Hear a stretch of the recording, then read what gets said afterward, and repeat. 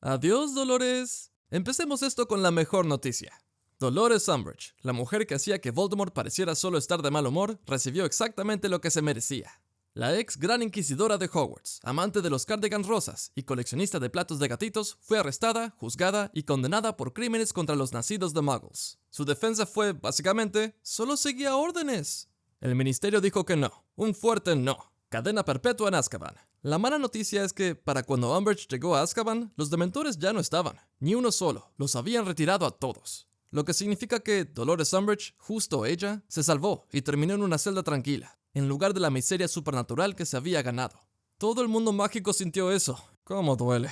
Y si te preguntas por qué desaparecieron los dementores, digamos que alguien tomó el control del ministerio y empezó a arreglar las cosas de verdad. Pero ya hablaremos de eso. Por ahora celebremos. Voldemort atrapado en limbo. Después de 7 libros, 8 películas y años de auténtico trauma infantil, finalmente vimos a Voldemort recibir lo que se merecía. Pero, ¿qué pasó con su alma? Él no solo murió. Morir habría sido demasiado simple, demasiado limpio y, francamente, demasiado digno para un tipo que pasó décadas aterrorizando a toda una civilización con aspecto de pulgar embrujado.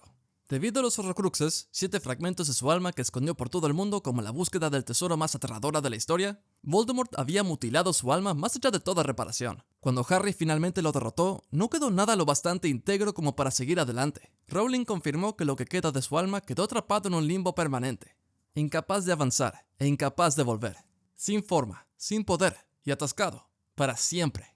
Para un hombre que dedicó toda su miserable existencia a engañar a la muerte, eso no es solo una derrota. Es el universo riéndose por última vez. Pobrecito, era tan agradable.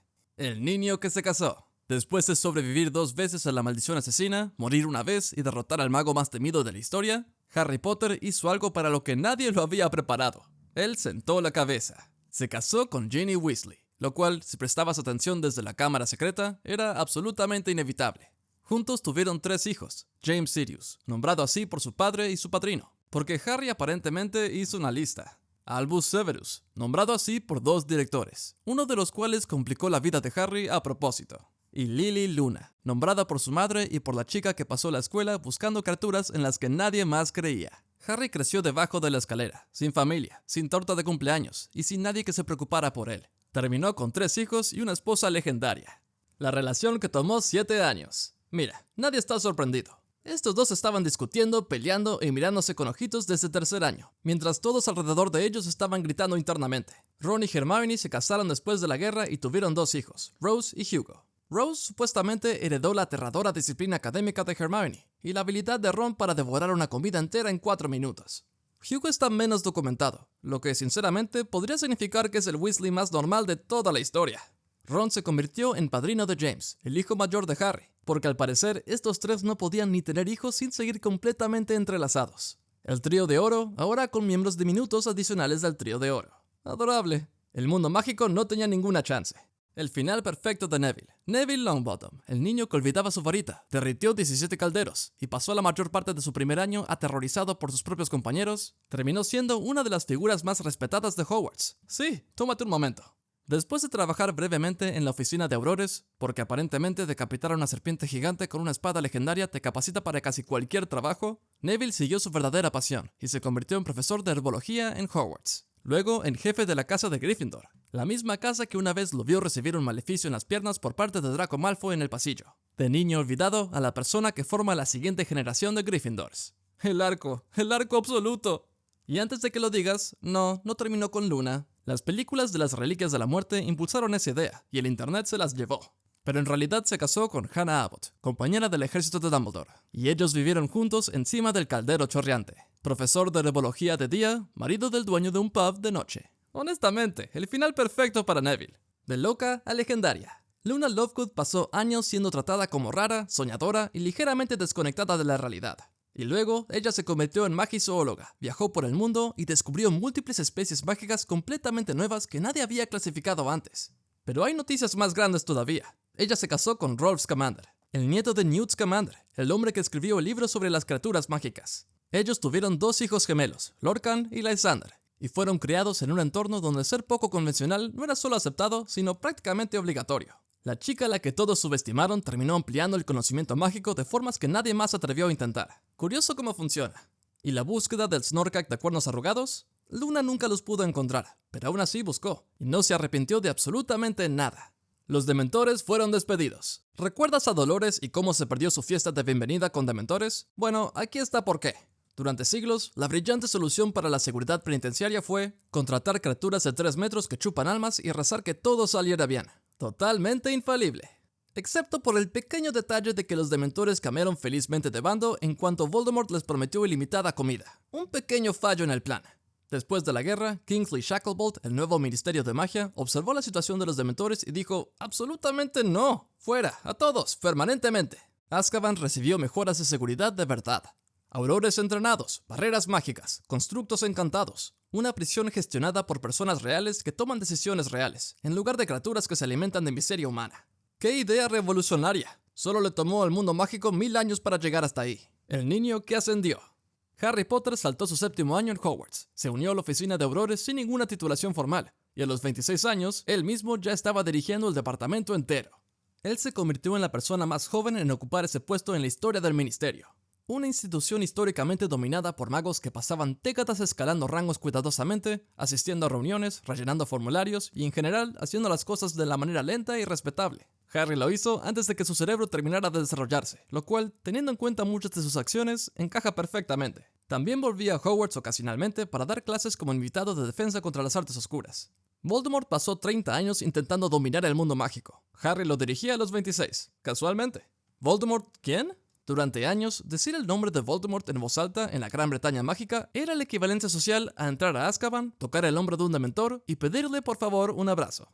Los adultos susurraban: «¿Quién tú sabes? El que no debe ser nombrado», porque pronunciar su nombre real se sentía genuinamente peligroso. Y durante la Segunda Guerra, literalmente lo era, porque los mortífagos le habían puesto un hechizo de rastreo.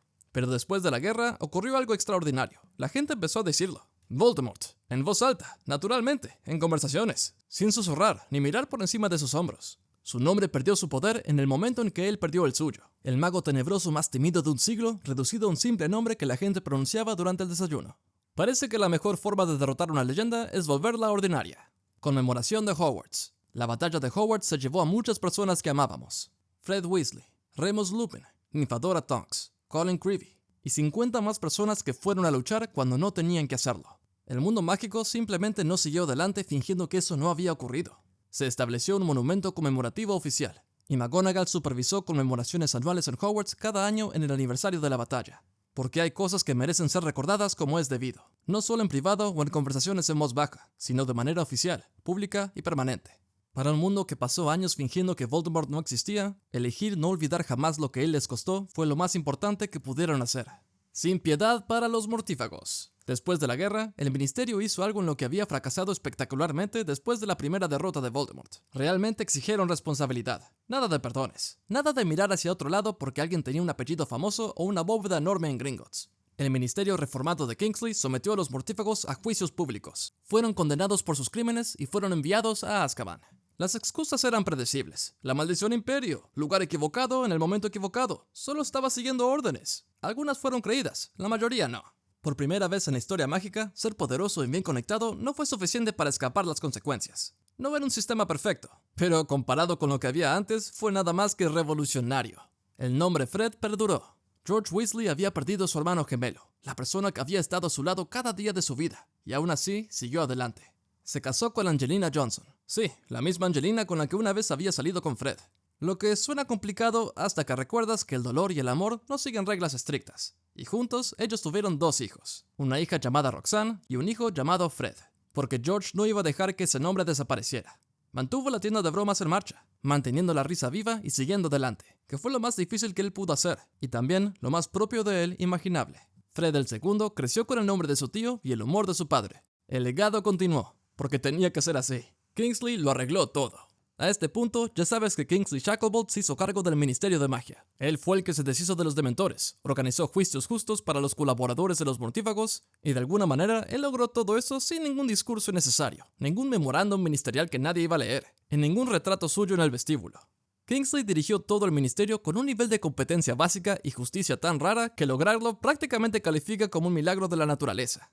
Y nunca lo hizo político, no dio ningún discurso sobre su propia grandeza. Simplemente hizo su trabajo correctamente, lo que en la Gran Bretaña mágica era aparentemente una novedad asombrosa. Finalmente, entregó un ministerio que realmente funcionaba a Hermione Granger, posiblemente su mayor logro de todos. Dudley cambió. Nadie esperaba esto, ni Harry ni Dudley. Y desde luego, nadie que hubiera visto a Dudley pasar 11 años haciéndole la vida imposible a Harry. Pero cuando los Dursley se fueron a esconder durante la guerra, Dudley hizo algo completamente inesperado. Él le ofreció la mano a Harry, y luego le dijo que él no creía que Harry fuera un estorbo. Algo increíble viniendo de un hombre cuyas contribuciones a la vida de Harry incluían sentarse encima de él. Según Rowling, nunca se hicieron cercanos, pero alcanzaron lo que ella llamó una relación de tarjetas de Navidad. Visitas ocasionales, silencios incómodos, los niños jugando juntos, mientras los adultos fingían que 19 años de trauma nunca habían ocurrido. Muy británico, y sorprendentemente conmovedor. Dudley se aseguró de que sus hijos no tuvieran los prejuicios de sus padres. El crecimiento es posible, aparentemente. Hermione se convierte en ministra. A Hermione Granger la llamaron sabelotodo insoportable en su primer año, por sus compañeros y por un profesor, por básicamente toda la escuela, antes de eventualmente rogar por la ayuda de ella. Esa misma sabelotodo insoportable regresó a Hogwarts después de la guerra, terminó su 7º año, se presentó a sus timos, se unió al ministerio, reformó la legislación sobre derechos de las criaturas mágicas, desmanteló leyes de discriminación por sangre pura, ascendió en el departamento de cumplimiento de la ley mágica y finalmente se convirtió en ministra de magia, el puesto más poderoso de Gran Bretaña mágica, ocupada por la chica a la que todos burlaban en la clase de encantamientos. Cada persona que alguna vez la llamó insoportable tuvo que ver cómo eso sucedía. La bruja que dirigía Hogwarts. Minerva McGonagall pasó décadas siendo la bruja más estricta, más fiable y más discretamente aterradora de toda Hogwarts. Luego Voldemort cayó, y el mundo mágico finalmente comprendió lo que sus estudiantes siempre habían sabido. Recibió la Orden de Merlín de primera clase, consiguió su propio coromo de ranas de chocolate, y se convirtió en la directora de Hogwarts. Primero que nada, ella permitió que los estudiantes afectados por la guerra regresaran para terminar su educación, y supervisar la restauración completa de los encantamientos protectores de Hogwarts. Ella dirigió el colegio con la misma combinación de compasión y cero tonterías que había definido toda su carrera. Hay cosas que simplemente no cambian. McGonagall es una de ellas. Pero incluso ella heredó un problema tan antiguo, tan testarudo y tan constantemente desastroso que 6 profesores en 6 años no habían sido suficientes para arreglarlo. Hasta este momento. La maldición de DAO se rompió. Durante más de 50 años, el puesto de defensa contra las artes oscuras en Hogwarts estuvo maldito. Dumbledore se negó a dárselo a Voldemort cuando éste se lo solicitó, y Voldemort, siendo Voldemort, maldijo el puesto por puro despecho. Ningún profesor duró más de un año, ni uno solo. El puesto vio pasar a Quirrell, Lockhart, Lupin, Moody, el falso, Umbridge y Snape en solo 6 años. Una rotación de desastre tan constante que se convirtió en una broma recurrente entre los estudiantes. Tras la derrota de Voldemort, la maldición se rompió, así de fácil, desapareció. McGonagall contrató a profesores competentes que se quedaron durante carreras enteras. Defensa contra las artes oscuras se convirtió en una clase normal, enseñada por gente normal, que no eran secretamente poseídos, fraudulentos, espías del gobierno o hombres lobo. Los estudiantes de Hogwarts nacidos después de la guerra realmente no saben lo bien que lo tuvieron. Hermione ganó otra vez. Hermione Granger había intentado arreglar los derechos de los elfos domésticos desde el 3er año, cuando nadie quería escucharlo.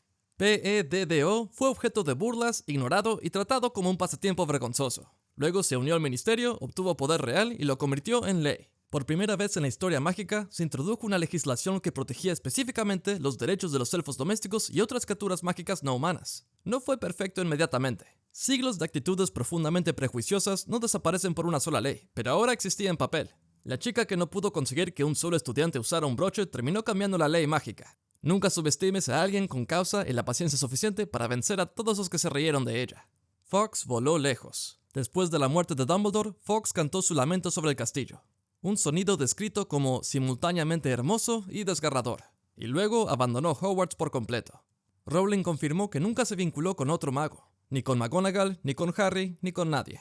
Simplemente se fue, de vuelta a la naturaleza. Los Fénix son criaturas mágicas extraordinariamente raras, capaces de increíble lealtad. Y aparentemente, Fawkes decidió que un mago era suficiente. Una relación que merecía ese nivel de devoción. Si eso habla de algo único en Dumbledore o simplemente de la profundidad de lo que compartieron, es tema que se debate todavía.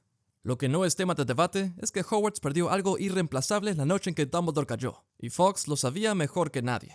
Snape finalmente fue honrado. Cuando un director de Hogwarts muere, su retrato se cuelga tradicionalmente en el despacho del director. El de Snape no lo fue. Debido a que su mandado había terminado en traición, o eso creían todos en ese momento, el retrato fue rechazado, dejado afuera. Pero entonces, Harry, la persona a quien Snape había pasado 17 años protegiendo mientras se portaba absolutamente horrible con él, intervino. Él se aseguró de que el retrato de Snape fuera instalado, y personalmente le contó al mundo mágico lo que Snape había hecho realmente. La valentía, el sacrificio, el amor que había impulsado cada decisión. El retrato se colgó y se aclaró la verdad, por una persona que tenía buena razón para callarse y decidió no hacerlo. Teddy y Victoire. Teddy Lupin, hijo huérfano de Remus Lupin y Nymphadora Tonks, criado por su abuela Andrómeda con Harry a su lado como padrino. Él creció tan profundamente integrado en las familias Potter y Weasley que el siguiente paso era prácticamente inevitable. James Sirius Potter encontró a Teddy besando a Victoire Weasley, la hija mayor de Bill y Fleur, en el andén 9 3/4. Inmediatamente corrió a contárselo a todos. Porque claro que lo hizo, es James Sirius Potter. Teddy heredó las habilidades de metamorfomago de su madre, lo que significaba que él podía cambiar su apariencia a voluntad. Supuestamente, él cambió el color de su cabello al tono favorito de Victoire en ese momento. Remus y Tonks habrían encontrado eso adorable o profundamente vergonzoso, probablemente ambas. El secreto oculto de Petunia.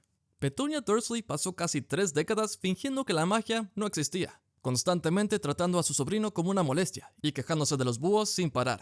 No es exactamente el personaje más cariñoso. Por eso, este detalle es impactante. Cuando Dumbledore dejó al bebé Harry en la entrada de los Dursley, él estaba envuelto en una manta. Petunia la guardó durante décadas, escondida entre sus cosas. Nunca la tiró, nunca la mencionó. Después de la muerte de Petunia, Dudley la encontró y se la devolvió a Harry. En El legado maldito, Harry admite que mantiene cerca esa manta y la considera una fuente de consuelo. Petunia nunca dijo las palabras que importaban, nunca se disculpó y nunca se encariñó, pero guardó la manta. Interpreta eso como quieras. El elfo doméstico más viejo. Kreacher pasó la mayor parte de la serie siendo amargado, resentido y desagradable. Pero teniendo en cuenta que había pasado una década solo en una casa llena de objetos de magia oscura, es comprensible. Entonces, Harry lo trató con dignidad básica. Él le dio el colgante de Regulus Black como gesto de respeto, y Kreacher se transformó por completo. Él mismo lideró a los elfos domésticos durante la batalla de Hogwarts, cargando hacia los mortífagos con cuchillos de cocina, y la energía de alguien que había esperado toda su vida por un propósito.